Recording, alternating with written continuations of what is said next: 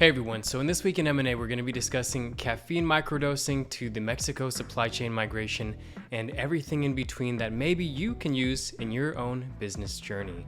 So to start us off, let's talk about the trend of the week. So today's trend of the week is caffeine microdosing.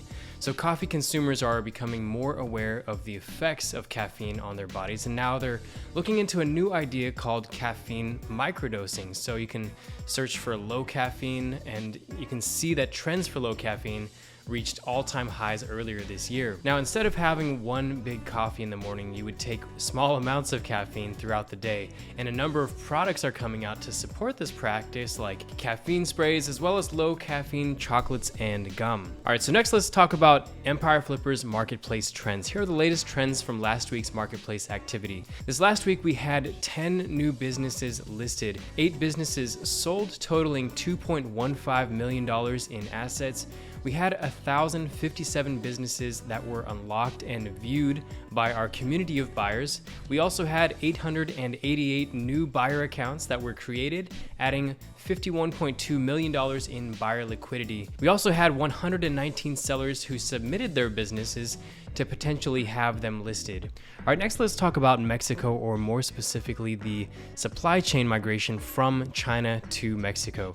So we put out a video on a longer form blog post on this, which I'll link below, but here's the Cliff's Notes version of this. So on September 22nd to the 23rd of this year, the World Trade Centers Association, or the WTCA, they hosted a regional conference in Guadalajara to discuss the world events that have altered this normal course of logistics around the world. As a result of logistical challenges in Asia, in 2020, East-West trade numbers started to plummet. Now, interestingly, data from the US government reveals that at the same time, the Americas were creeping in through kind of the back door, and the US imported around 54% more goods from the Western Hemisphere in 2019 compared to 2009. And this is leading to the rise of the Western Hemisphere. Now, Mexico was the second largest supplier for the United States in 2019, providing 14.3% of imports. So while it seems like there's a logistics migration from the east to west happening,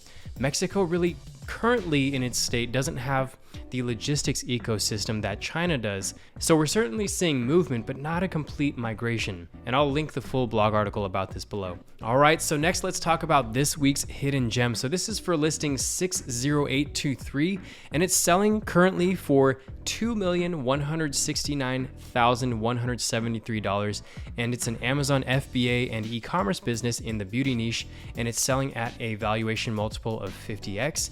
Now, this business was created in August of 2016, and the business is registered with Amazon Brand Registry and features 95 SKUs, which are really just 38 products with their variations of skin and hair care products. Now, the best-selling products have over 4-star ratings across thousands of reviews, and we're highlighting this business this week because of its following strengths. So first is its diversity. It's more specifically its revenue diversity. So it brings in 65% of its sales from Amazon FBA, 18% from website sales, and 11% from Walmart, and 6% from eBay. Secondly, the business maintains about a 30% profit margin and stable net profits over the last 12 months.